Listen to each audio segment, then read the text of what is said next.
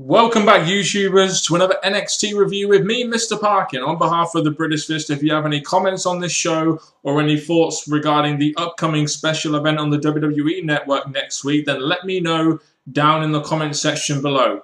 I found out this week that this takeover is going to be called NXT Takeover Unstoppable, and this was the go-home show to that show, so I expected everything on the show to have something to do with the special event itself, and pretty much every segment did. We hyped up, I believe, 6 matches on this show, and that's exactly what a go-home show should be for. So, from that perspective, this show did exactly what it needed to do and give that final amount of build to the 6 matches on the special event next Wednesday, May the 20th, I believe. So we started off this show with Baron Corbin versus Solomon Crowe. Quite an interesting match, this, as, they're both babyfaces, and you kind of knew this one wasn't going to end in 10 or 15 seconds, let's face it. But the biggest thing that came out of this from me is what the fuck was going on with the fans this week in Full Sail University. It just seemed to me like there was a very small selection of fans that were trying to be very loud, very vocal, and really trying to throw things off. I mean, what the fuck is Baron's gonna bore you? I mean, what the fuck is all that shit about, seriously? And the stuff they were saying during the Divas match, what a load of fucking shit that is. I don't mind fans speaking their mind. I mean, it's one of the constitutions in America and everyone should have their freedom of speech. But for fuck's sake, people like that shouldn't be given freedom of speech, because when they are given freedom of speech, they do fucking shit like this. Baron's gonna bore you. Oh, how fucking creative that is. For fuck's sake, why don't you go fuck off somewhere? Why don't you try doing that at a fucking, an ROH show or something and see what the fucking security guy does to you? For fuck's sake. The finish to this match was really good, actually. You had Solomon Crowe diving through the middle ropes and like he does on his secondary finisher, and then Baron Corbin catches him into an end of days. I thought that was really good, actually. Probably the spot of the night, in my opinion. But no, Baron's gonna bore you, apparently. Anyway, we have Rhino coming out, pretty much gets straight to the point and says, are we gonna do this? And then the two end up brawling. You get all the security cards coming out, etc. This was good, but based on what happened here, I'm wondering who will be the heel in this match, because usually you have the babyface in the middle of the ring wanting the heel to come up the ramp and the heel backing away. And in this case, it was Rhino in the middle of the ring wanting more and goring security guards and stuff. And you had Baron Corbin being backed up down the ramp. So it would be interesting to see how that dynamic plays up. Are they both babyfaces? Is Baron Corbin the babyface, Rhino the heel? Who really knows? It'll be interesting to see who takes which role in a match which I really, really am looking forward to seeing.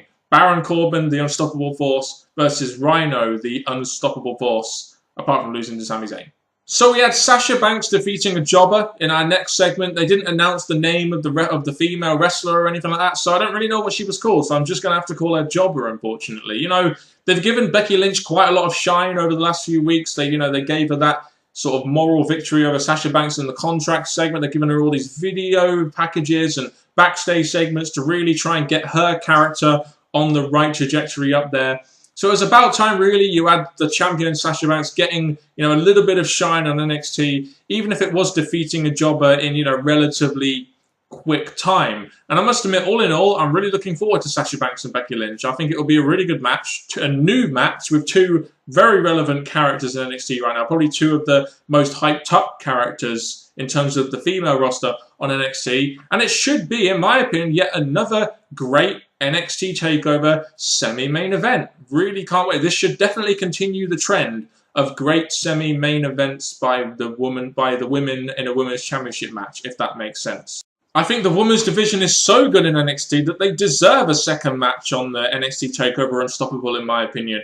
You had Charlotte and Bayley calling out Donna Brooke and Emma, and then that was announced for TakeOver later in the show. So, it's kind of a filler match with a little bit of story there, but you're getting some of the divas involved, like Charlotte, Bayley, Donna Brooke, a very new diva there. I feel like Emma is there to eat the pin, personally. But this should be a decent tag team match for the women out there. And, having a second women's match on NXT TakeOver, that will be very good in my opinion. Because like I said, the women's division on the whole deserves a second match at a special event. Third segment in the row, I'm going to be talking about something with Divas in.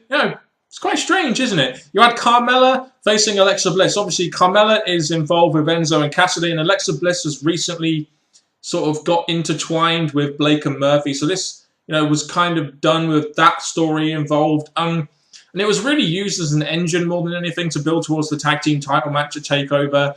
You had Blake and Murphy out there distracting Carmella, giving Alexa Bliss the win. I don't really know where Enzo Amore and Colin Cassidy were. I mean, when you've got a female, Carmella, trying to talk up your tag team, I'm just wondering, where are the actual guys themselves? Why aren't Enzo and Cassidy out there backing up their woman? I'm just saying. They weren't out there to talk for themselves, but at least it was different characters interacting with each other. And, Carmella is pretty decent on the mic when she's going by a script. So it was a decent promo in my opinion. As for the tag team title match, I don't think this will necessarily be a good match. I'm not really the most intriguing match, really, but when Enzo Amore and Colin Cassidy are in that ring, at least you know for a fact that you're going to be getting something entertaining.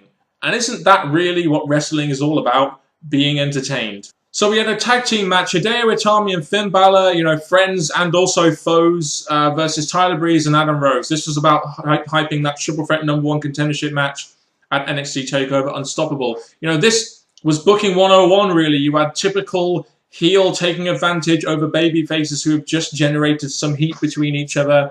And, Tyler Breeze even super kicked Adam Rose and left him rolling in the ring. So, at the end of the day, Tyler Breeze had super kicked or beauty shotted 3 people onto the floor and was dominant over 3 people. That makes him look legit, really, doesn't it? We didn't have any news on Hideo Itami's injury here, which was somewhat of a surprise, but it'll be interesting to see, number one, if he's injured, whether the news reports are true, or if he is injured, how are they going to do this match? I mean, the next best thing would obviously be Tyler Breeze versus Hideo Itami. Maybe even put Adam Rose in there if you want to keep it a triple threat. I don't really know.